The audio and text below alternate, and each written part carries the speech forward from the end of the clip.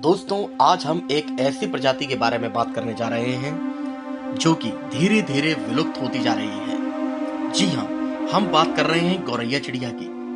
कभी ना कभी आप में से भी अपने आंगन में गौरैया चिड़िया को जरूर चहकते हुए देखा होगा, लेकिन अचानक वो कहाँ चली गई? ऐसा क्या कारण रहा कि वो विलुप्त होने लगी है? घरों को अपनी चींची से चहकाने वाली गौरैया अब दिखाई नहीं देती। एक छोटे आकार वाली खूबसूरत पक्षी का कभी इंसान के घरों में बसेरा हुआ करता था और बच्चे बचपन से ही इसे देखकर बड़ा हुआ करते थे, लेकिन अब स्थिति बदल गई है। गौरैया के अस्तित्व पर छाए संकट के बादलों ने इनकी संख्या काफी कम कर दी है और कहीं ना कहीं तो यह अब बिल्कुल विलुप्त सी हो गई है, बिल्कुल दिखाई ही नहीं देती। क्या हमेशा के लिए दूर चली जाएंगी हमसे गौरैया? गौरैया विलुप्त प्रजातियों की सूची में कहाँ गई गौरैया, कहाँ है बसेरा? नमस्कार दोस्तों, स्वागत है आप सभी का हमारे चैनल स्पेशल थॉट में। दोस्तों, अगर अभी तक आपने हमारा चैनल सब्सक्राइब नहीं किया है तो प्लीज इसे सब्सक्राइब करें। चैनल स्पेशल थॉट में हम आपको वो सारी जानकारियां बताते हैं जिनसे आप हमेशा रूबरू होना चाहते हैं। अगर आप हमारे चैनल को सब्सक्राइब करेंगे तो हमारे द्वारा दी जाने वाली जानकारी आप तक आसानी से पहुंच जाएगी। तो चलिए शुरू करते हैं आज के विषय का सफर। दोस्तों, पहले यह चिड़िया जब आपने बच्चों को चुग्गा खिलाया करती थी तो इंसानी बच्चे इसे बड़े कौतूहल से देखा करते थे, लेकिन अब तो इसके दर्शन भी मुश्किल हो गए हैं और यह विलुप्त हो रही प्रजातियों की सूची में आ गई है। पक्षी विज्ञानी हेमंत सिंह के मुताबिक गौरैया की आबादी लगभग 60 से 80% तक खत्म हो चुकी है।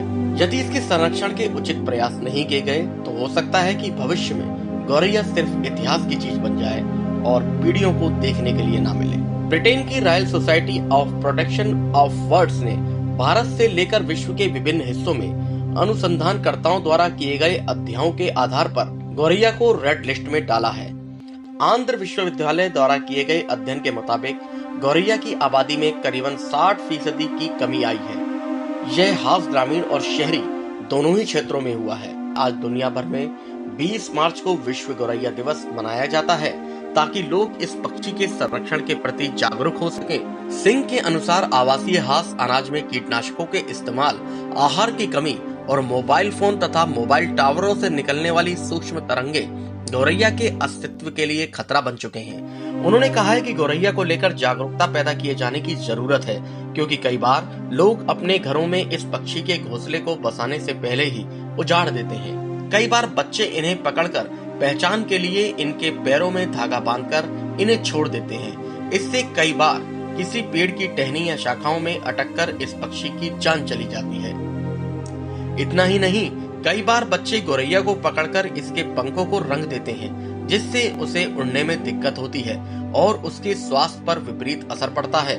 पक्षी वैज्ञानिक के अनुसार गौरैया को फिर से बुलाने के लिए लोगों को अपने घरों में कुछ ऐसे स्थान उपलब्ध कराने चाहिए जहां वे आसानी से अपने घोंसले बना सकें और उनके अंडे तथा बच्चे हमलावर पक्षियों से सुरक्षित रह सकें।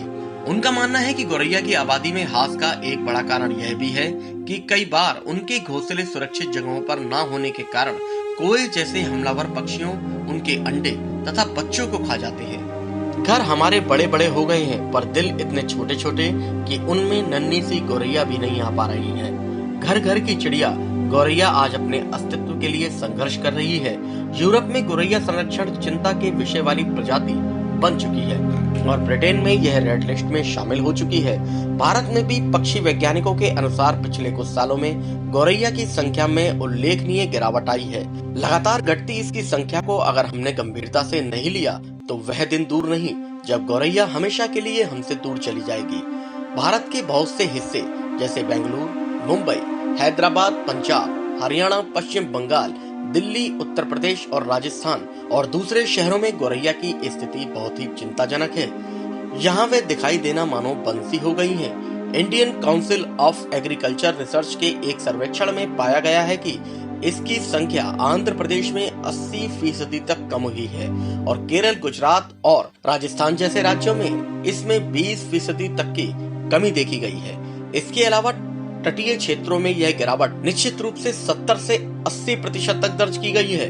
गौरैया के इस तरह गायब होते जाने के कारणों की पड़ताल की जाए तो हम मनुष्यों की आधुनिक जीवन शैली और पर्यावरण के प्रति उदासीनता इसका सबसे बड़ा कारण नजर आ रही है। आधुनिक बनावट वाले मकानों में गौरैया को अब घोंसले बनाने की जगह नहीं मिल रही है। जहां मिलती है वहां हम उसे घोंसला बनाने ही नहीं देते। अपने घर में थोड़ी थोड़ी सी गंदगी फैलाने के डर से हम उसका इतनी मेहनत से तिनका तिनका जुटाकर बनाया गया घर उजाड़ देते हैं। 2015 की गणना के अनुसार लखनऊ में सिर्फ 5,692 और पंजाब के कुछ चयनित इलाकों में 775 गौरैया थी। 2017 में तिरुवनंतपुरम में दुखद रूप से सिर्फ 29 गौरैया पाई गईं। हमारी छोटी सी कोशिश गौरैया को जीवन दान दे सकती है। सबसे पहली बात कि अगर हमारे घर में घोंसला बनाएं तो उसे बनाने दिया जाए। हम नियमित रूप से अपने आंगन, खिड़कियों और घर की बाहरी दीवारों पर उनके लिए दाना पानी रखें। गर्मियों में न जाने कितनी गौरैया प्यास से मर जाती हैं। इसके अलावा उनके लिए कृत्रिम घर बनाना भी आसान है और इसमें खर्चा भी ना के बराबर होता है। जूते के डब्बों, प्लास्टिक की बड़ी बोतलें और मटकियों में छेद करके इसका घर बनाकर उन्हें उचित स्थानों पर लगाया जा सकता है।